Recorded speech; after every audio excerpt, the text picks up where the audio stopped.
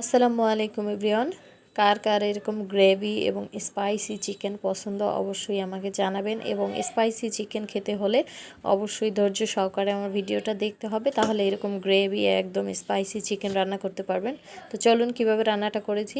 এখানে আমি চিকেন নিয়েছি, এর সাথে দিয়ে দিচ্ছি পরিমাণ মতো লবণ, 1 টেবিল চামচ হলুদ গুঁড়ো, দিয়ে দেবো 1 টেবিল চামচ মরিচ গুঁড়ো, সাথে দিয়ে দেবো 1 টেবিল চামচ আদা বাটা এবং 1 টেবিল চামচ রসুন বাটা। অবশ্যই এটা দিয়ে ম্যারিনেট করবেন, তাহলে কিন্তু মাংসটা খেতে দারুণ লাগবে এবং বোঝাই যাবে না যে আপনি এটা ব্রয়লার মুরগি রান্না করেছেন, এটা মনে হবে একদম দেশি মুরগি।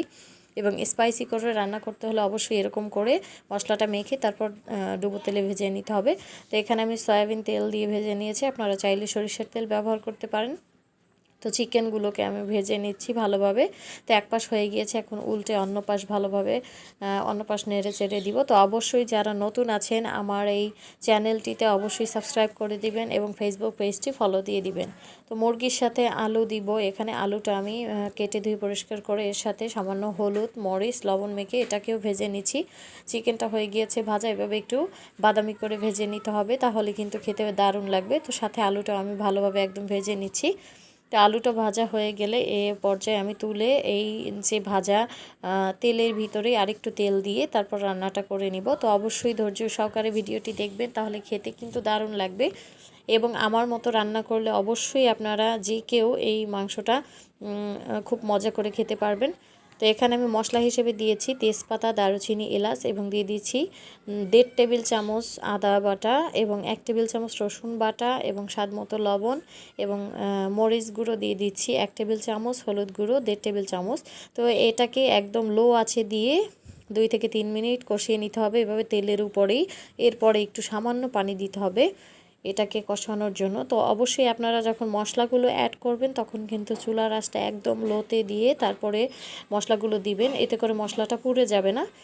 তারপরে মশলাটা কষানো হয়ে গিয়েছে, এখন আমি ভেজে রাখা মাংসগুলো দিয়ে দিচ্ছি। মাংসগুলো দিয়ে এটাকে ভালোভাবে নেড়ে চেড়ে 10 মিনিটের মতো, 10 থেকে 15 মিনিট এই মশলার সাথে মাংসটাকে কষিয়ে নিব। তো 5 মিনিট কষানোর পরেই এখন একটু সামান্য পানি দিয়ে দিব।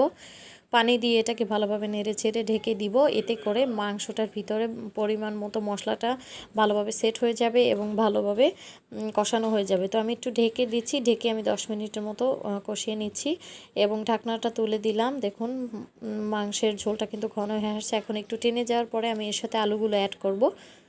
তো এখন আমি ভেজে রাখা আলুগুলো দিয়ে দিচ্ছি মুরগির সাথে দিয়ে। তো এখানে আমি এটাকে ভালোভাবে নেড়ে চেড়ে এটাকে আরও 5 মিনিটের মতো কষিয়ে নিব। এরপরে আমি পরিমাণ মতো যখন শুকিয়ে যাবে তখন পরিমাণ মতো একদম ঝোল দিয়ে দিব। তো এখন আমি ঝোলটা দিয়েছি একদম ফাইনাল ঝোল। এটা দেওয়ার পরে এটা যখন ভালোভাবে ফুটে আসছে এ পর্যায়ে হয়ে গিয়েছে, এখন আমি দিয়ে দিয়েছি 1 টেবিল চামচ জিরা গুঁড়ো। এটা অবশ্যই দিবেন, এটা খেতে কিন্তু দারুণ লাগে, স্মেল চলে আসে। তো আমি চুলাটা অফ করার পরে এই কালার আমি এখন সার্ভ করে দেখাচ্ছি। তো কার কার এরকম চিকেন ভালো লাগে স্পাইসি চিকেন অবশ্যই আমাকে জানাবেন কমেন্ট বক্সে, এবং আমার রান্নাটা কেমন লেগেছে সেটাও অবশ্যই জানাবেন। এবং ভালো লেগে থাকলে আমার ভিডিওটি লাইক শেয়ার দিয়ে আমার চ্যানেলে সাথে সহকারে ভিডিওটি দেখার জন্য সবাইকে অসংখ্য ধন্যবাদ। সবাই ভালো থাকবেন, সুস্থ থাকবেন, নতুন আরও কোনো রেসিপি নিয়ে হাজির হব। সে পর্যন্ত সবাই ভালো থাকবেন। আজকে এ পর্যন্তই, আল্লাহ হাফেজ।